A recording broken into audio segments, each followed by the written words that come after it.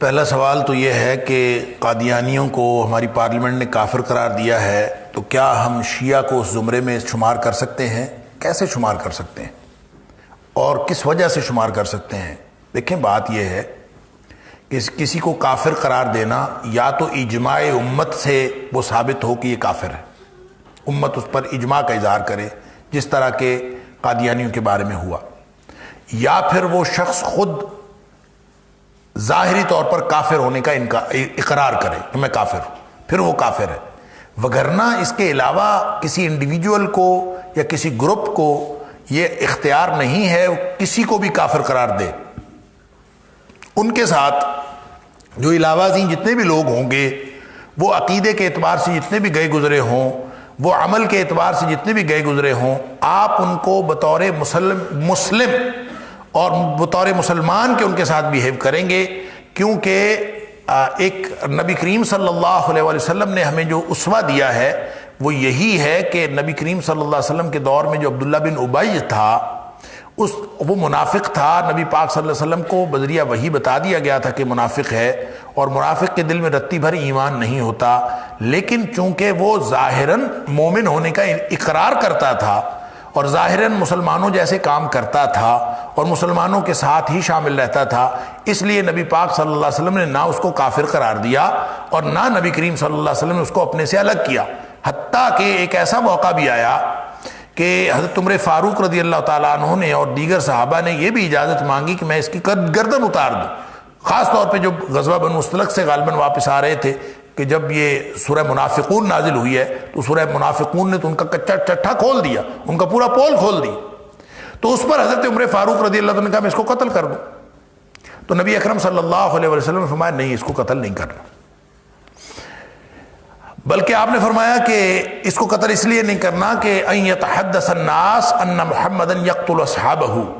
صلی اللہ علیہ وسلم، کہ لوگ کہیں گے کہ نبی محمد کریم صلی اللہ علیہ وسلم جو ہیں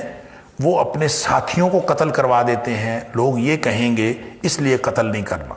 اب سوال یہ ہے کہ کیا وہ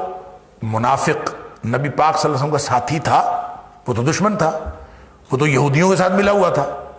لیکن وہ بظاہر پولیٹیکلی غیر مسلموں کی دنیا میں پہچانا جاتا تھا کہ یہ مسلمانوں کے ساتھ ہے، نبی پاک صلی اللہ علیہ وسلم کے ساتھ۔ لہذا ایک وہ عقیدے کی بات ہے جو میرا اور آپ کا عقیدہ فرق ہو سکتا ہے، جو ایک شخص کا دوسرے کے ساتھ عقیدہ فرق ہو سکتا ہے، اور ایک سیاسی طور پر اس پورے گروپ کی بات ہے کہ آپ غیر مسلموں کے مقابلے میں مسلمان ایک گروہ ہے۔ لہذا جو لوگ عقیدے کے اعتبار سے جتنے مرضی گئے گزرے ہوں، اگر وہ سیاسی طور پر مسلمانوں کے گروہ میں شامل ہیں، تو کافروں کے مقابلے میں ہمیں ایک مٹھی ہو کے ایک دوسرے کو اپنا ساتھی سمجھ کے ان کے ساتھ مقابلہ کرنا ہوگا۔ دیکھیں، جب اسی حدیث کو اگر جہاں سے شروع ہوتی ہے نا، جہاں حضرت عمر فاروق رضی اللہ تعالیٰ نے فرمایا کہ میں اس کو قتل کر دوں، انہوں نے پتہ کیا فرمایا؟ اضرب عنق هذا الخبیث، اور ایک روایت میں آتا ہے اضرب عنق هذا المنافق، اللہ کے رسول صلی اللہ علیہ وسلم مجھے اجازت دیجئے میں اس خبیث کو قتل کر دوں، اس خبیث کی گردن مار دوں، اس منافق کی گردن مار دوں۔ اب نبی پاک صلی اللہ علیہ وسلم نے نہ ان کو یہ کہا کہ اس کو منافق نہ کہو، اور نہ یہ فرمایا کہ اس کو خبیث نہ کہو، اس لیے کہ وہ خبیث بھی تھا،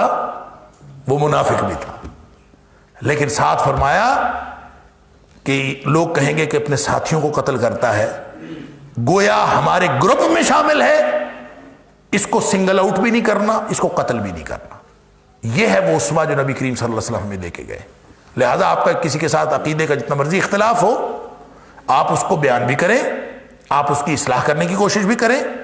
یہ الگ معاملہ ہے، لیکن ڈیلنگ میں، معاملات میں آپ ان کے ساتھ اسی طرح بیہیو کریں گے جس طرح سے مسلمانوں کے ساتھ بیہیو کرتے ہیں۔ یہی نبی کریم صلی اللہ علیہ وسلم نے ہمیں اسوہ دیا ہے۔ واللہ اعلم، اللہ تعالی ہمیں درست طرز عمل کی توفیق عطا فرمائے۔